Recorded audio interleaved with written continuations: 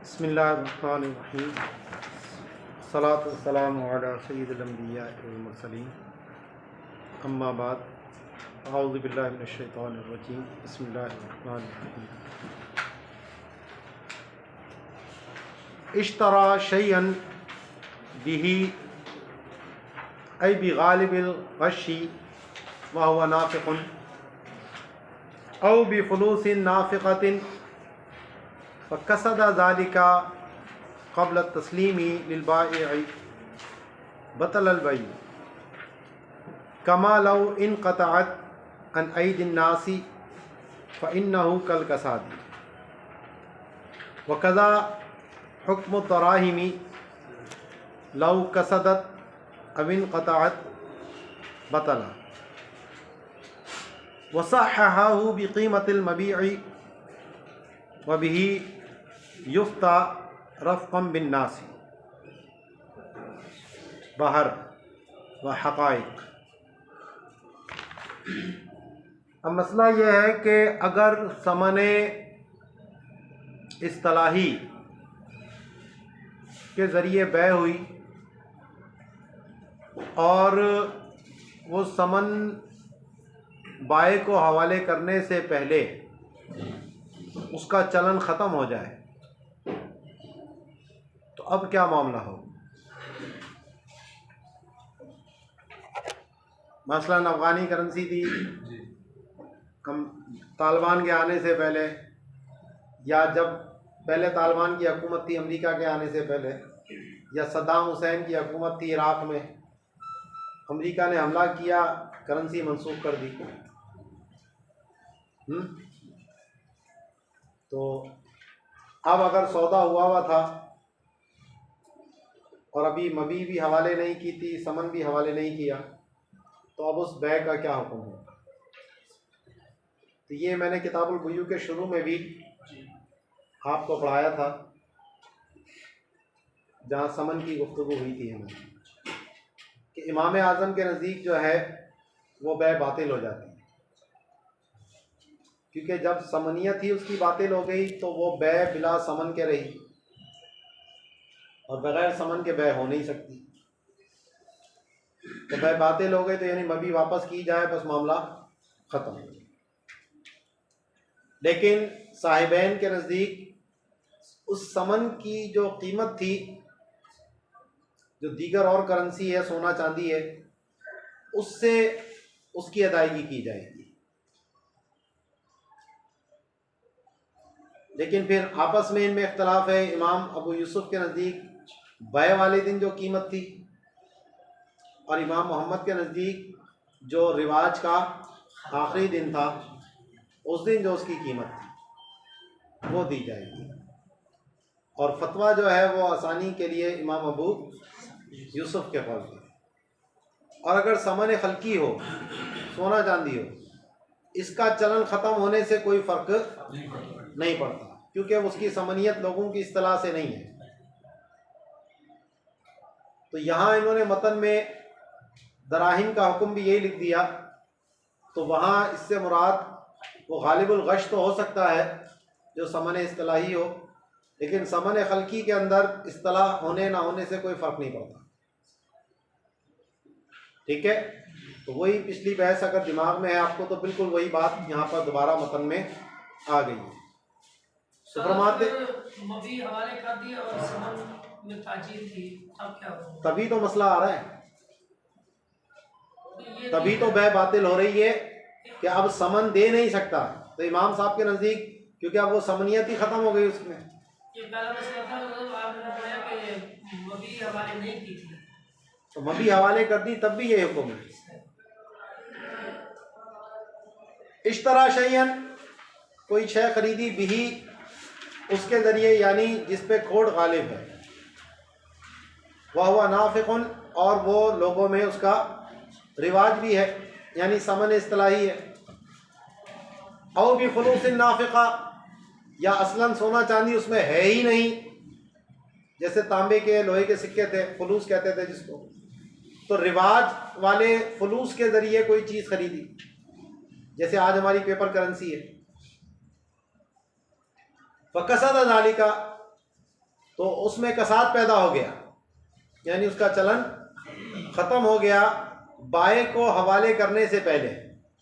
Bye को हवाले कर दिया, फिर अगर चलन ख़त्म हुआ तो उसका कोई एतबार नहीं, वो बाय जाने वो जाने।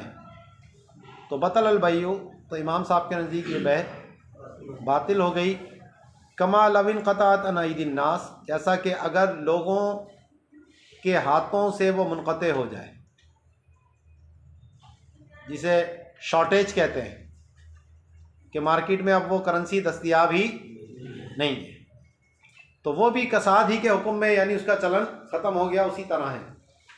वक़ज़ा हुक्म दराहिमी, और इसी तरह दराहिम का हुक्म है, अगर वो उसका चलन ख़त्म हो जाए या वो मुनक़ते हो जाए तो इस सूरत में भी कहते हैं बै बातिल हो जाएगी। लेकिन ये बात दुरुस्त नहीं है, ये साहिब बहर के हवाले से इन्होंने नकल किया है, लेकिन जो साहिब बहर ने बात कही है ये नकल सरी का मोहताज है, या इसको उसी पर मामूल करेंगे जब खोट गालिब है और सोना चांदी कम है, तो मुराद उनकी वही सिक्का है, यानी समन इस्तिलाही, क्योंकि समन खल्की का तो रिवाज होने ना होने से कोई ताल्लुक़ ही नहीं है। और साहिबैन ने उस बै को सही करार दिया है मबी की कीमत के बदले में। इसमें भी तसामो है, मबी की कीमत नहीं, समन की कीमत, जो समन की कीमत थी सोने चांदी से वो दी जाएगी, क्योंकि अगर मबी की कीमत पे तो बै फासिद का हुक्म हो गया।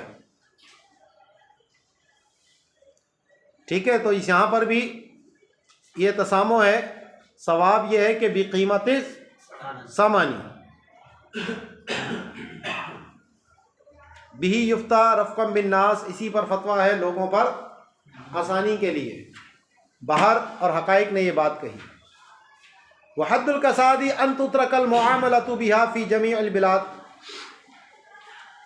और चलन ख़त्म होने की तारीफ़ ये है कि तमाम शहरों में उससे लेन देन बंद हो जाए, यानी जिस जगह पर वो करेंसी राइज थी सब जगह लोगों ने उसका लेन देन बंद कर दिया। फलौ राजत फ़ी बादिहा लम यब्तुल, और अगर कहीं चलती है कहीं नहीं चलती तो फिर ये इसमें ऐब हो गया, तो इस सूरत में बै बातिल नहीं होगी। बल यतखय्यरुल बाइउ लितअय्युबिहा, तो ऐसी सूरत में बाय को इख्तियार मिलेगा, चाहे तो वो ऐब वाली करेंसी ले ले या फिर बै को ख़त्म कर दे, या फिर मुश्तरी उसके बदले में दूसरी ऐसी करेंसी दे उसकी मालियत के बराबर। वहद्दुल इन्क़िताई अदमु वजूदिही फ़िस्सूक़ व इन वुजिदा फ़ी ऐदि सयारफ़ती व फ़िल बुयूत कज़ा ज़करहुल ऐनी व इब्नुल मलिक बिल अतफ़ खिलाफ़न लिमा फ़ी नुस्ख़िल मुसन्निफ़ वक़द अज़्ज़ाहु लिल हिदाया वलम अरहु फ़ीहा वल्लाहु आलम। कहते हैं इनक़िता की तारीफ़ यह है कि बाज़ार में ना मिलती हो,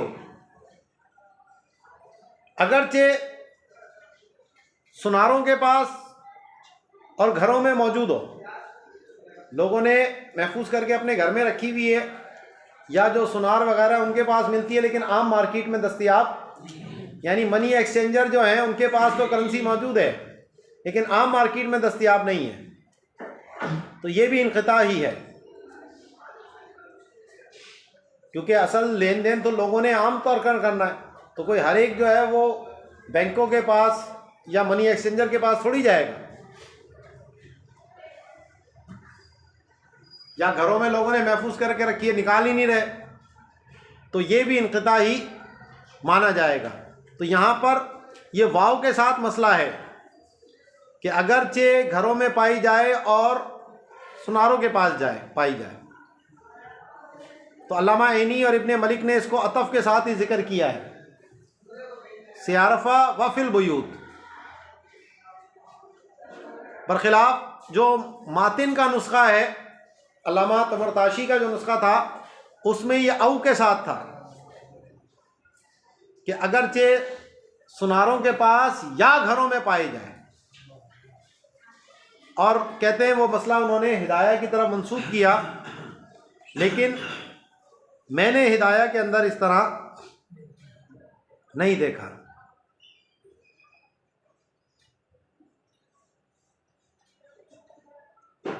वल्लाहु आलम।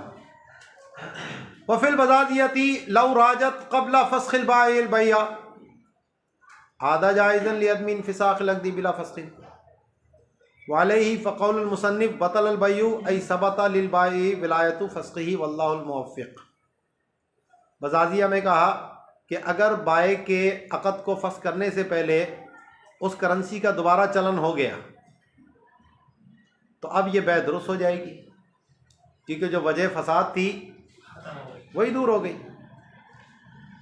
और अभी तक अक़द को फस्ख नहीं किया गया जब तक उसको बाय फस्ख ना करें। तो इसका मतलब ये है कि महज करेंसी का चलन जाने से बै बातिल नहीं होगी, बल्कि मतलब ये है कि बाय को बै फस्ख करने का, बातिल करने का इख्तियार मिल गया।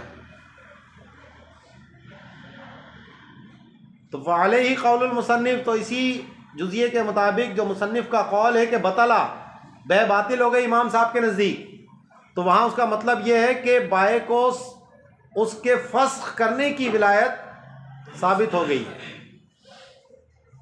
हकीकतन बातिल खुद बतल रहा, तो जब एक चीज़ बातिल हो जाए तो उसका तो वजूद ही नहीं रहता, तो इसीलिए वो दोबारा लौट के सही कैसे हो सकती है। तो लौट के सही तभी होगी जो मौजूद हो। तो इस तरह ये दोनों कौलों में तत्वीक हो जाएगी। बतला ऐसा यब्तुलू वक़य्यदा बिल कसाद, और ये मसला मुक़य्यद किया है उसके चलन के ख़त्म होने के साथ, क्योंकि अगर समन इस्तलाई की कीमत कम हो जाए या ज़्यादा हो जाए तो इसमें इमाम साहब के नज़दीक जिस पर अक़द हुआ है वही देना पड़ेगा, उस करेंसी के ऊपर नीचे होने से कोई फ़र्क। लेकिन इमाम अबू यूसुफ यहाँ पर भी उसकी कीमत का एतबार करते हैं।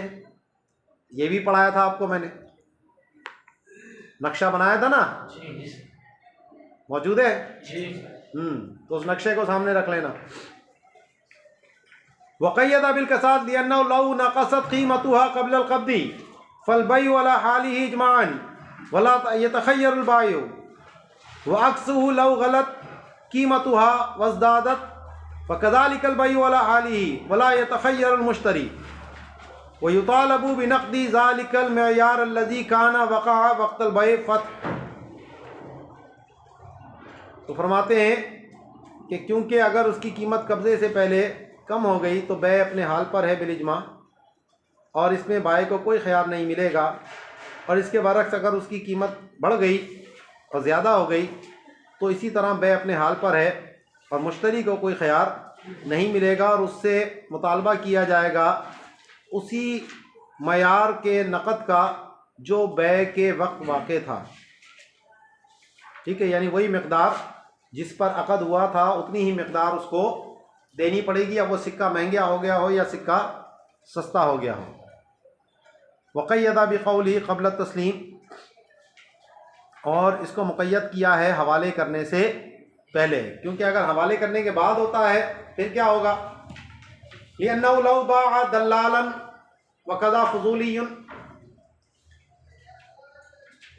ब्रोकर ने चीज़ बेच दी समन इस्तलाई के बदले में, या फजूली शख्स ने बेच दी मता अलगैर बिगैर इज़्निही, बग़ैर उसकी इजाज़त के, बिदराहिम मालूमतिन वस्तौफ़ाहा, और उसने वो समन भी वसूल कर लिया। फ़कसदत क़ब्ल दफ़इहा इला रब्बिल मता, फिर असल मालिक को देने से पहले पहले उसका चलन ख़त्म हो गया तो ला यफ़सुदुल बै, तो अब यहाँ बै फासिद नहीं होगी, क्योंकि बाय ने कब्ज़ा कर लिया। असल बाय तो यही था, अक़द का सारा ताल्लुक इसी से था।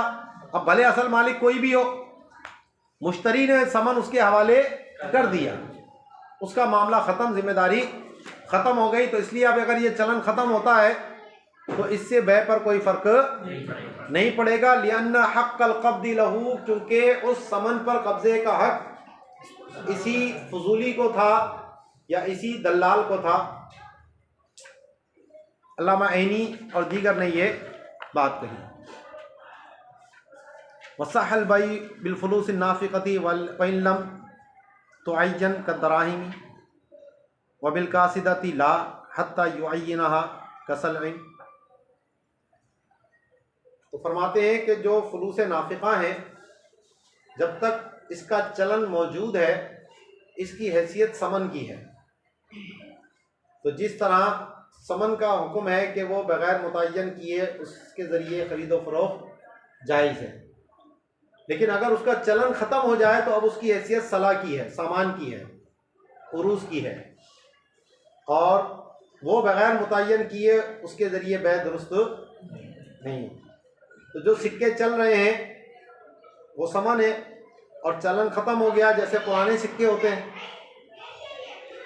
तो उनकी हैसियत अब सिक्के की नहीं है, अब वो एक उरूस समन की है, सला की है, तो इसलिए उसको मुतय्यन करके बेचना हो। ठीक है। तो फुलूस नाफ़िक़ा यानी समन इस्तिलाही के ज़रिए बै दुरुस्त है, अगरचे उसको मुतय्यन ना करे, जैसा कि दिरहम का हुक्म है। और अगर कासिदा है यानी उसका चलन ख़त्म हो गया है तो फिर बै दुरुस्त नहीं होगी यहाँ तक कि उसको मुअय्यन किया जाए, जैसा कि सला का हुक्म है। वयजिबु अलल मुस्तक़रिदी रद्दु मिस्लु अफ़लसिल क़र्द इज़ा कसदत अफ़लुसिल क़र्द इज़ा कसदत।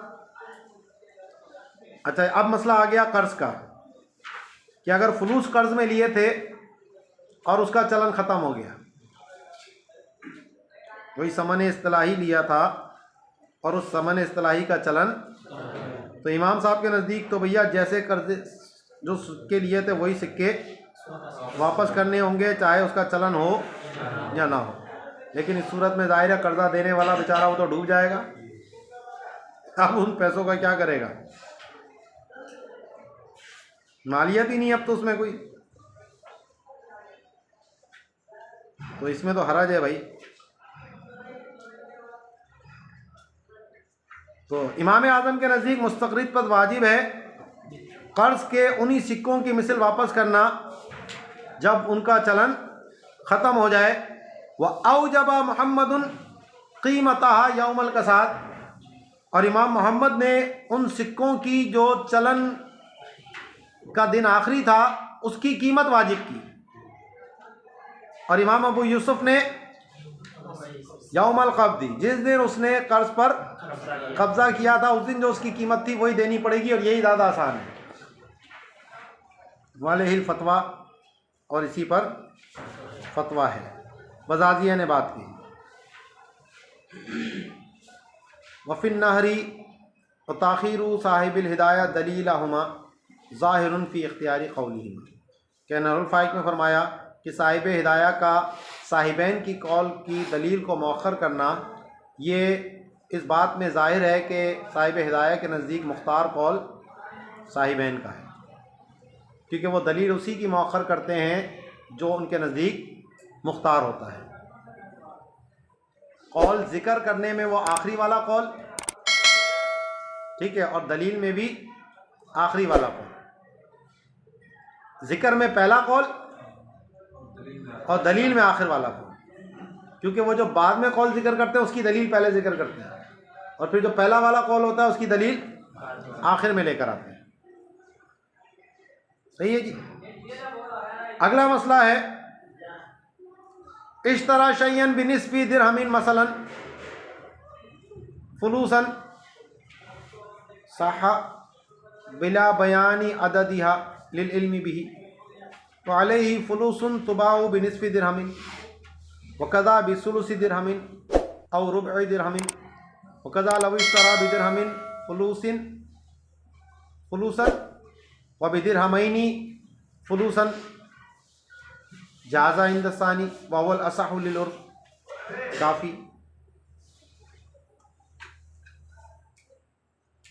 अब कहते हैं कि भैया किसी ने आधे दिरहम के फुलूस के बदले कोई चीज़ खरीदी, मसलन आज के हिसाब से आसान ये समझो कि भाई $10 के जो रुपए हैं ना, उसके बदले ये चीज़ खरीदता हूँ। पैमाना बनाया डॉलर को, उस $10 के जितने रुपए आएंगे उतने रुपए।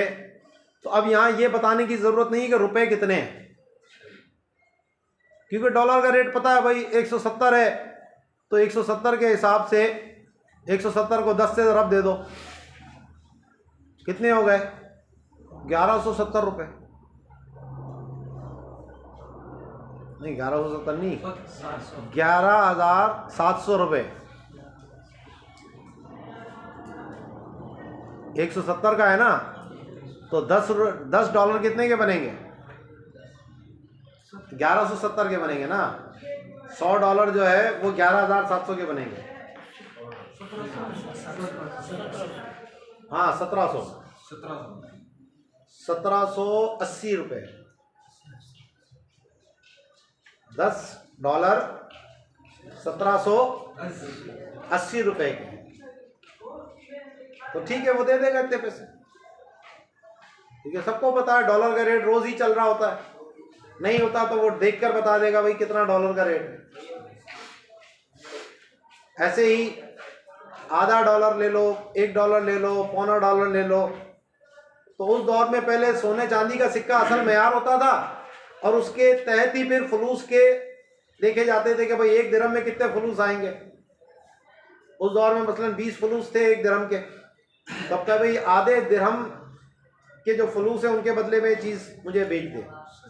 तो इसका मतलब है 10 फलूस की बात कर रहे हैं। अगर 1 दिरहम के 20 फलूस थे तो आधे दिरहम के कितने हो गए? 10 फलूस हो गए। ठीक है ना। और अगर कहता है 1 सुलुस, तो उसी तरह सुलुस के जितने बनेंगे उतने दे देगा। तो फरमाते हैं कोई चीज़ खरीदी निस्फे दिरहम के फलूस के बदले में, बिनिस्फी दिरहमिन फलूसिन मसलन, तो ये सही है फलूस का अदद बयान किए बगैर भी, क्योंकि उसका इल्म है, मार्केट वालों को पता है, और उसके ऊपर इतने फलूस देने लाजिम होंगे जो आधे दिरहम के बदले में बेचे जाते हैं। इसी तरह सुलुस दिरहम या रुबे दिरहम, और इसी तरह अगर 1 दिरहम के फलूस या 2 दिरहमों के फलूस के बदले में ख़रीदा तो भी जायज़ है इमाम अबू यूसुफ के नज़दीक, और यही ज़्यादा असा है क्योंकि इस पर उर्फ मौजूद है। तो इमाम अबू यूसुफ के नज़दीक था, लेकिन इमाम आज़म और इमाम मोहम्मद इससे मना फरमाते हैं कि थोड़े में तो चल जाता है, लेकिन ज़्यादा मिकदार में हो तो फिर उसको बताना ज़रूरी है। लेकिन ऐसा यह है कि सारा मदार उर्फ पर है। तो जब 1 दिरहम से कम के फलूस की कीमत मालूम है तो 1 दिरहम से ज़्यादा की फलूस की कीमत भी मालूम है। ठीक है जी।